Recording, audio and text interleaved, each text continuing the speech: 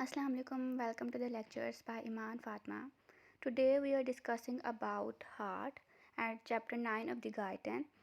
Video को start करने से पहले सब्सक्राइब का बटन दबा दें and hit the bell icon ताकि लेटेस्ट न्यूज़ आप तक पहुंचती रहे और इस टॉपिक के मुतालिक या इस टॉपिक से रिलेटेड जो भी क्वेश्चन होगा वो आप कमेंट बॉक्स में पूछ सकते हैं। चलिए वीडियो को स्टार्ट करते हैं। हार्ट के सबसे पहले इस पैराग्राफ में 3 बातें बताई हैं। एक राइट हार्ट क्या होता है, लेफ़्ट हार्ट क्या होता है, एट्रियल पंप क्या होता है, वेंट्रिकुलर पंप क्या होता है और सर्कुलेशंस के बारे में बताया। इसमें सबसे पहले राइट हार्ट जो है वो पहली लाइन में लिखा हुआ है, जैसे कि मैं हाईलाइट करके बताती हूँ। ये रहा right heart, the right heart that pumps the blood through the lungs and the left heart that pumps the blood through the peripheral organs. In turn, each of these heart is pulsated. The two chambers pump composed of atria and the ventricle. And the atrium is a weak primer pump for the ventricles. इसमें सिर्फ basically ये बताया कि एक right heart होता है और एक लेफ्ट हार्ट होता है जो कि ब्लड पंप करते हैं फ्रॉम द पेरिफेरल ऑर्गन से। ओके, जो एट्रिया है ना वो act as a primer pump work करता है, वो हम आगे जाके डिटेल में पढ़ेंगे। एंड उसके बाद 2 सर्कुलेशन के बारे में बताया, एक पल्मोनरी सर्कुलेशन के बारे में बताया है और एक पेरिफेरल सर्कुलेशन के बारे में। पल्मोनरी सर्कुलेशन होती है through the lungs and the peripheral circulation होती है throughout the heart and throughout the body itself. Now move to the next, physiology of the cardiac muscle. Cardiac muscle is mainly composed of typically 3 main types होती हैं, जैसे कि atria होता है, ventricle. Obvious सी बात है, जैसे atria atrial muscles होंगे, वेंट्रिकल है तो वेंट्रिकुलर मसल्स होंगे, लेकिन जो है इसके दरमियान एक स्पेशलाइज्ड टाइप ऑफ फाइबर्स होते हैं जिसको हम बोलते हैं कंडक्टिव फाइबर्स या फिर excitatory fibres. The next paragraph is all about this.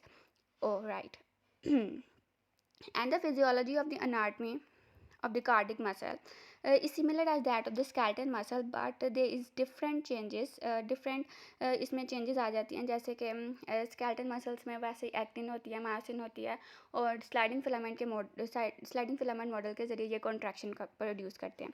Similar ऐसे ही होता है, इसमें भी कैल्शियम वगैरह रिलीज़ होता है, लेकिन इसमें जो डिफरेंट प्रॉपर्टीज़ है ना, इसकी रिदमिसिटी आ जाती है, कंडक्टिविटी आ जाती है और जो एक्शन पोटेंशियल है ना उसमें प्लेटो कैसे बनता है और वो प्रोलॉन्ग क्यों होता है, ये हम इसमें डिस्कस करेंगे, आगे जाके आएगा वो।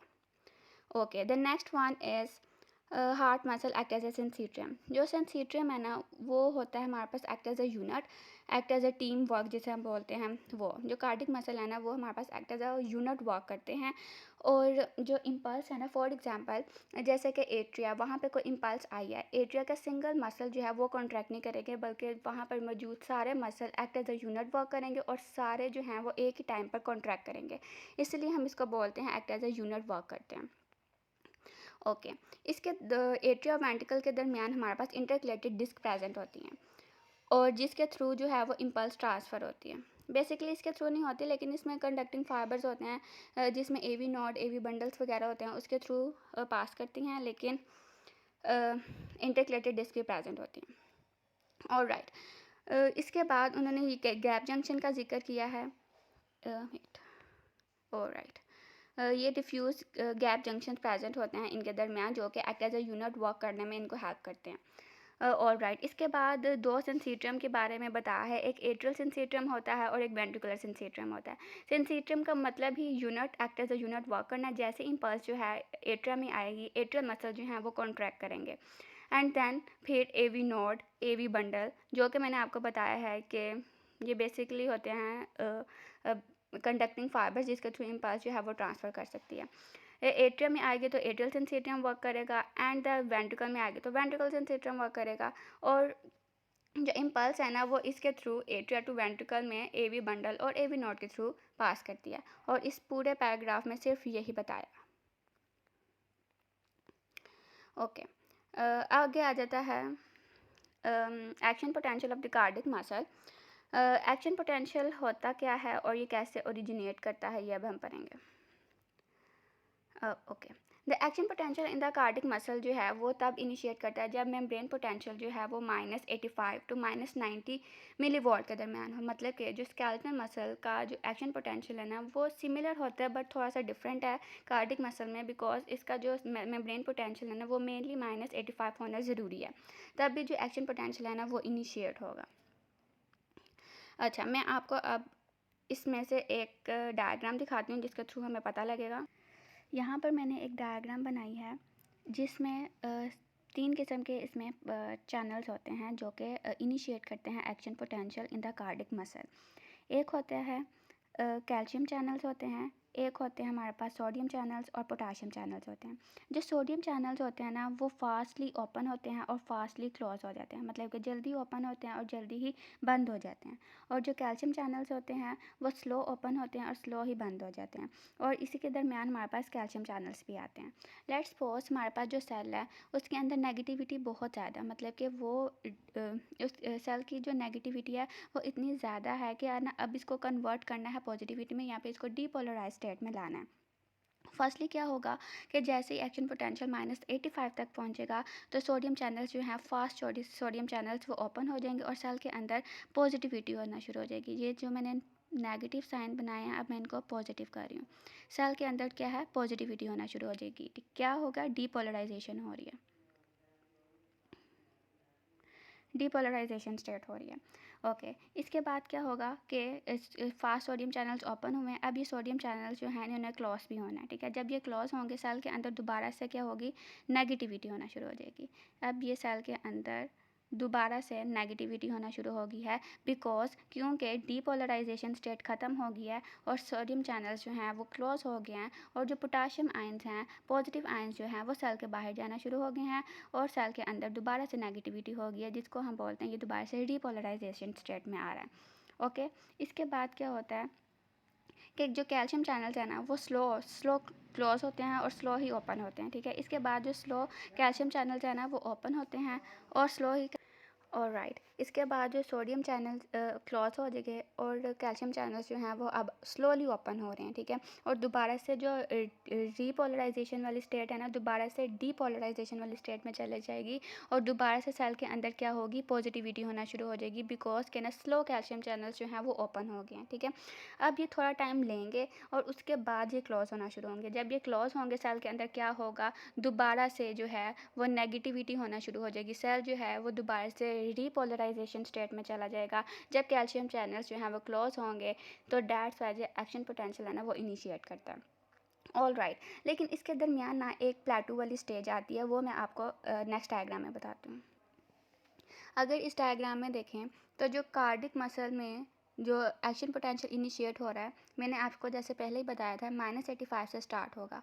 तो -85 जैसे ही एक्शन पोटेंशियल जो है वो इनिशिएट होगा -95 मिली वोल्ट पर, सबसे पहले क्या आएगा, डीपोलराइजेशन स्टेट आएगी, जब सोडियम चैनल जो हैं वो ओपन होंगे और सेल के अंदर जो है वो पॉजिटिविटी हो रही थी। तो जो सबसे पहला स्टेप होगा वो डीपोलराइजेशन स्टेट का होगा, जब जो जो सोडियम चैनल्स हैं ना वो ओपन होते हैं।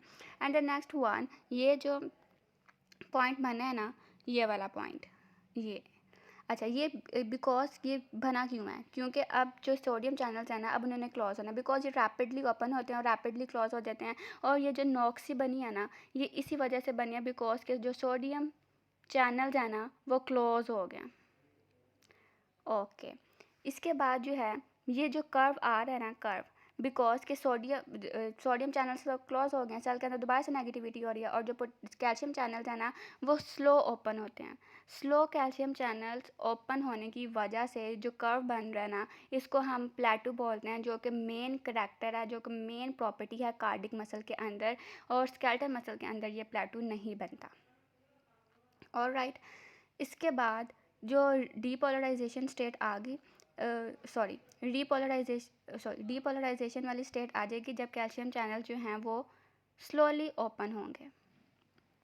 ठीक है, स्लोली ओपन होंगे और स्लोली जब क्लोज होंगे दोबारा से यहाँ पे डीपोलराइजेशन वाली स्टेट आ जाएगी और सेल के अंदर दोबारा से नेगेटिविटी होना शुरू हो जाएगी।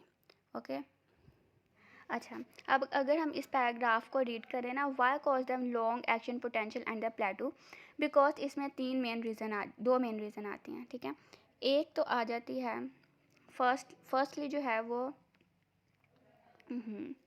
फर्स्ट जो एक्शन पोटेंशियल है ना वो इनिशिएट कैसे होता है, बिकॉज जो एक्शन पोटेंशियल है ना वो सोडियम चैनल्स की वजह से इनिशिएट होता है सॉरी सोडियम चैनल्स की वजह से जो स्केलेटन मसल है ना उसमें इनिशिएट होता है, और जो कार्डिक मसल है ना उसमें सोडियम चैनल्स भी होते हैं, कैल्शियम चैनल्स भी होते हैं, और प्लेटो फॉर्म होता है जिसकी वजह से वो प्रोलॉन्ग हो जाता है।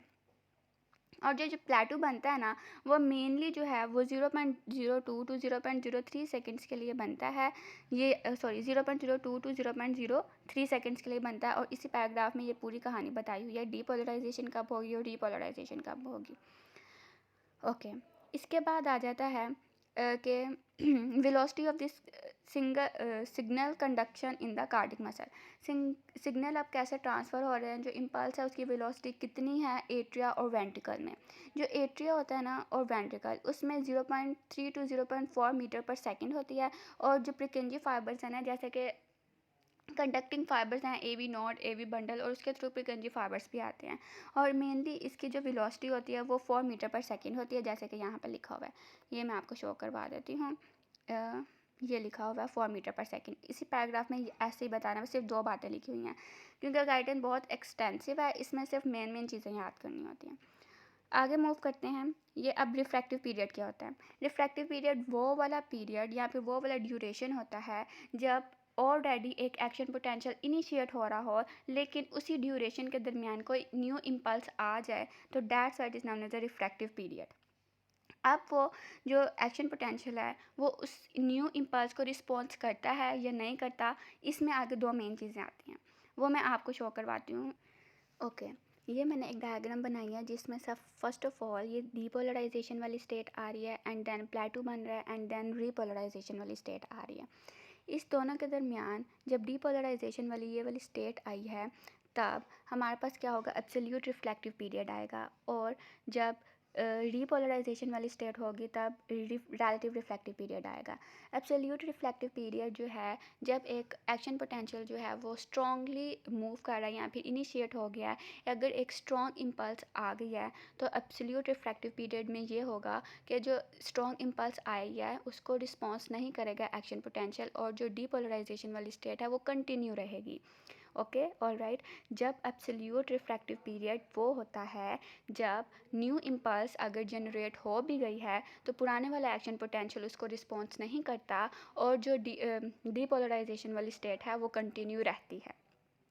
और जो रिलेटिव रिफ्रैक्टिव पीरियड है ये वाला, रिलेटिव रिफ्रैक्टिव पीरियड में ये होता है क्योंकि अब रीपोलराइजेशन वाली स्टेट आ गई है, अगर स्ट्रॉन्ग इम्पल्स या फिर स्ट्रॉन्ग स्टिमुलस आ गया है तो एक्शन पोटेंशियल जो है वो न्यू इम्पल्स जो है जनरेट कर देता है, इसलिए हम इसको बोलते हैं यह है रिलेटिव रिफ्रैक्टिव पीरियड। और इस पैराग्राफ में मेनली बस यही बताया गया है, और इसी में टाइमिंग बताई गई है कि जो रिलेटिव रिफ्रैक्टिव पीरियड और जो एब्सोल्यूट रिफ्रैक्टिव पीरियड है ना उसमें ड्यूरेशन कितना होता है। नॉर्मली जो रिफ्रैक्टिव पीरियड होता है वो 0.25 टू 0.30 होता है।